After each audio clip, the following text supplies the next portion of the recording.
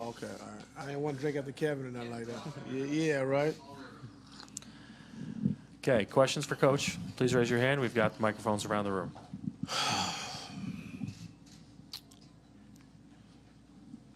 Over here on the left, Dave. Dave McMenamin, ESPN. Ty, what's your message going to be to your guys heading into Game 4? That's our main focus, Game 4. And just tell the guys, games 1 and 3, we had our chances to win. We were right in the game with the opportunity to win those games.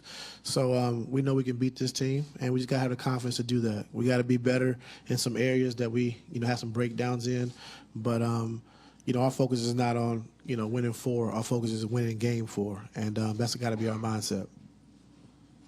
I know it was a 33-foot shot, so I'm acknowledging that. But what do you think of your defense on that possession when KD hit the kind of nail in the coffin?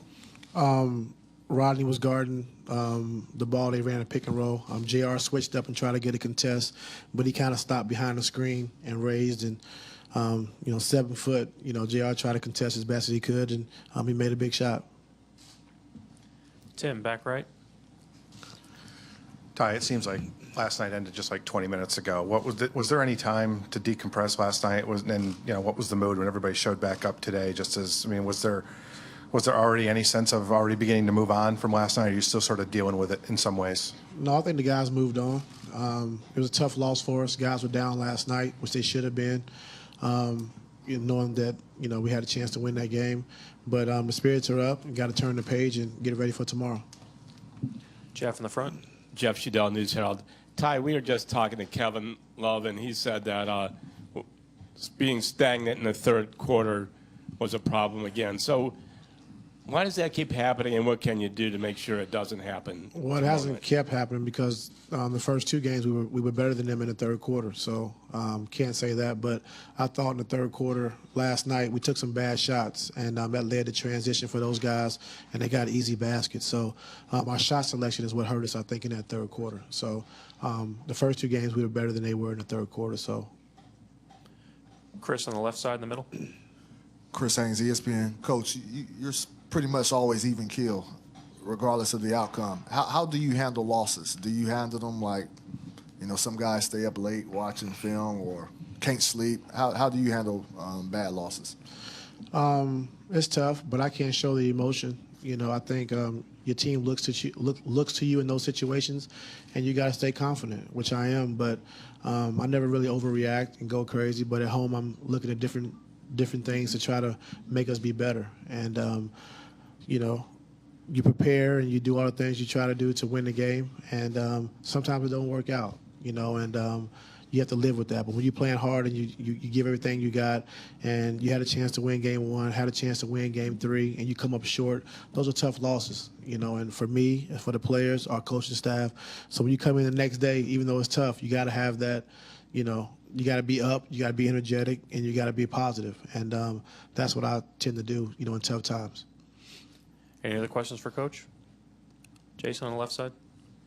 Jason Lloyd, The Athletic. When you look at the big picture, the 4 years that this whole thing has been put together, you've obviously been in charge for 3 of the 4 finals appearances, but nobody saw Golden State coming when this team was put together. Nobody saw this eruption of talent forming at the right time. How do you assess the run that you guys have had from the day LeBron came back, when you were an assistant at the time, up to now? It's been a great run. I think coming back the first year, when you have LeBron James on your team, they automatically think you're going to make it to the finals. But it's tough to win, and it's hard. And coming back his first year, and the team that, Griff put together, and the guys we added, throughout the course for the trade with Timo and JR and Shump and those guys, to now, I think we had a great run. I think going to the finals, LeBron's first year, second year winning the finals after being down 3-1, going back last year when they, added KD to their team, a 73-win team, added KD. And this year, with all the stuff we've been through and how we just stuck with it. And I'm pretty sure a lot of people counted us out as far as making the finals because of all the stuff we went through this season. But to do what we've done, our coaching staff, our players, and to stay focused and try to play our best basketball going into the playoffs this year.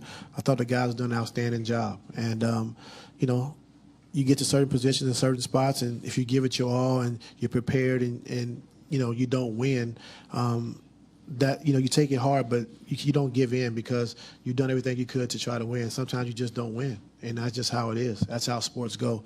But for the run that we've had, these 4 years have been great. And, you know, it's not over. You know, it's not over, but, I mean, I wouldn't trade it in for nothing in the world. Last one on the third row on the left. Coach Brad Botkin, CBS. You guys were pretty aggressive with Steph over the top last night with the ball screens, and he had a tough night, but they did get some of those old Warriors 4-on-3s downhill. Is that a trade-off that you'll continue to take moving forward? We got to try to take away the easy ones, but I thought we did a good job of, you know, taking the ball out of Steph's hands. Like you said, the first 2 games, I thought with the switches, he really hurt us.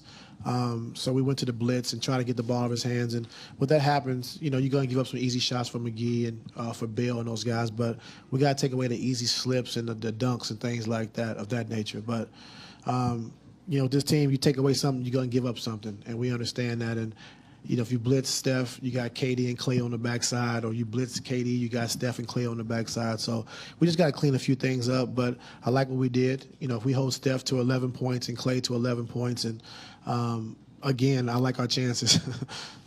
Thank you. Thank you, Coach. Yeah.